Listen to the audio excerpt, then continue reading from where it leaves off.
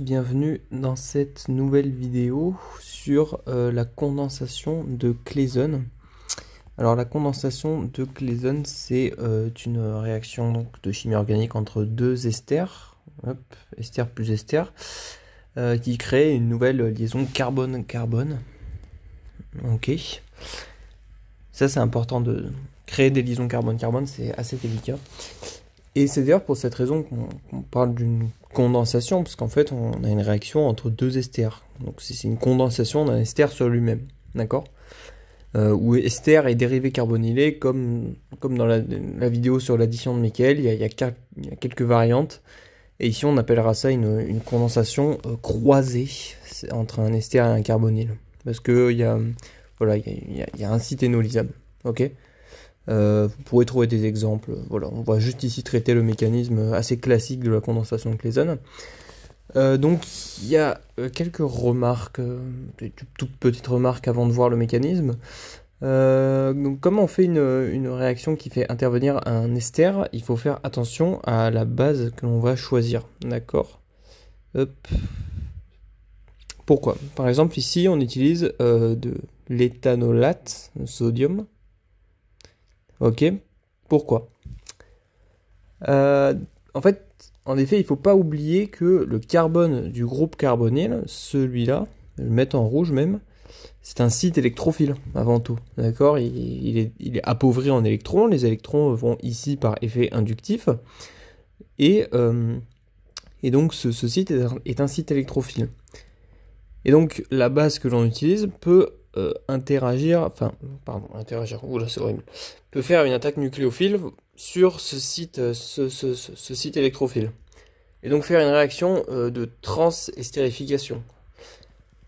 Par ailleurs, on utilise généralement une base avec le solvant correspondant à cette base lorsque l'on fait l'énolisation. Puisque comme on va faire un énolate, c'est-à-dire que la base que l'on va rejeter, par exemple ici l'éthanolate va se transformer en éthanol et du coup on va travailler dans l'éthanol pour rejeter de l'éthanol. Ok, on va voir tout ça un peu plus en détail. Par exemple, ici on a un ester, je vais le redessiner. Hop, voilà. Si je travaille dans l'éthanol, eh bien si j'ai une attaque de mon éthanolate, il vient pas déprotoner ce site-là, comme on va voir dans la condensation de Claisen, il vient pas attaquer ce site-là, il fait pas ça. Mais lui, il y a des probabilités pour qu'il fasse directement ça. Tac, hop. Et qu'en fait, ce groupe, hop, s'en aille. Mais le truc, c'est que comme ici on a de l'éthanolate, eh bien, en fait, ce groupe-là sera exactement le même si j'ai cette réaction d'attaque ici. D'accord? Ça veut dire que si je travaille dans l'éthanolate, pardon, il ne peut se passer que la déprotonation. Parce que si j'ai la réaction sur le carbonyle, je m'en fous complètement, je garde la même molécule finalement, ok? Alors que si j'avais travaillé dans le méthanol, par exemple avec du méthanolate, eh bien j'aurais eu, cette fois-ci, la même réaction possible, sauf que quand ça attaque ici, et que ça fait le mécanisme, eh bien cette fois-ci, je peux me retrouver avec cette molécule. Et cette molécule, vous voyez que l'ester ici est différent. On n'est plus un ester éthylique, on a un ester méthylique, OMe. Et du coup, la molécule, elle n'est plus la même. Elle nous intéresse plus. Ok. Et donc, après des protonations, ici, qui est ce qui se passe dans le mécanisme, on va rejeter, dans notre cas, de l'éthanol. Donc, on va travailler dans la base correspondant. Donc, on va avoir de l'éthanolate de sodium avec de l'éthanol. Ok. Puis après, un traitement acide. Alors, le mécanisme. Maintenant. Alors, je vais mettre des R pour que vous puissiez, si vous avez un cas de figure qui est différent, faire réagir. Donc on utilise notre base. On a vu que l'utilisation des bases peut différer selon l'ester que l'on a notamment.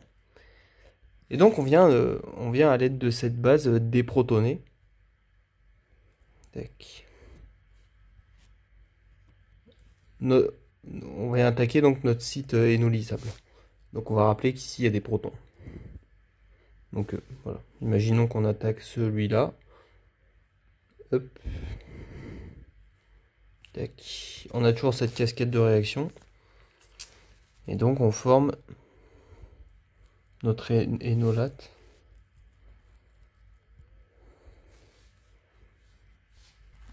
Donc on obtient ces deux formes mésomères. Je vous les ai dessinées d'avance pour que ça, voilà, sans qu'on gagne du temps. On a juste un équilibre entre l'énolate et le carbanion en fait. Comme d'habitude quand on fait une énolisation. Ok. Et puis ensuite, donc, on reprend la molécule initiale que je vais redessiner. Hop. À l'endroit cette fois-ci. Et puis notre carbanion va venir attaquer le site électrophile du carbonyle. Hop. Je vais prendre une nouvelle page pour venir attaquer donc ce carbonyle. Et donc après cette addition, on a donc une élimination de OR1- pour reformer donc notre carbonyle. Tac, tac, tac, tac, tac.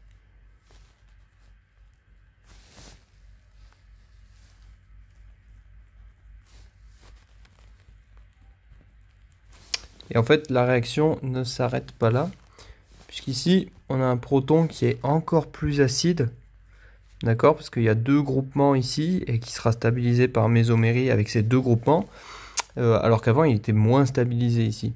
Ce qui fait que le proton ici est encore plus acide. Et comme on est en condition thermodynamique, on va former un produit stable. C'est-à-dire que le OR1- que l'on a éliminé ici, tac, au moins R1, eh bien,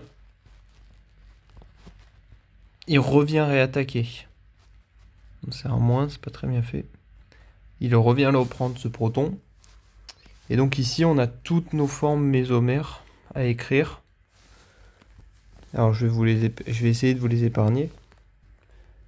Bon, il n'y en a que deux, du coup, voilà, c'est plus facile. Mais du coup, c'est après un traitement. Donc ce fameux, comme donné dans l'exemple, traitement acide, ici H3O+. Et donc il est expliqué ici, dans le mécanisme ici. Tac, H3O+. Et en fait, c'est justement cette charge moins sur le carbone qui va revenir chercher ce proton acide. Hop.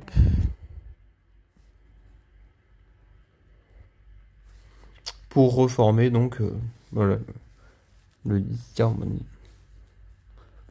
Pour former le produit.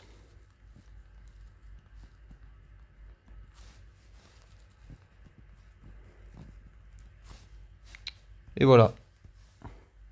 Le produit de la condensation de Claisen classique. Donc pas croisé, pas une des variantes. Ici on a vraiment vu le mécanisme de la condensation Claisen classique entre guillemets. Mais si jamais vous êtes intéressé pour voir les autres mécanismes de la condensation de Claisen croisée ou alors même la cyclisation de Dickmann, n'hésitez pas, je vais certainement faire d'autres vidéos pour en parler.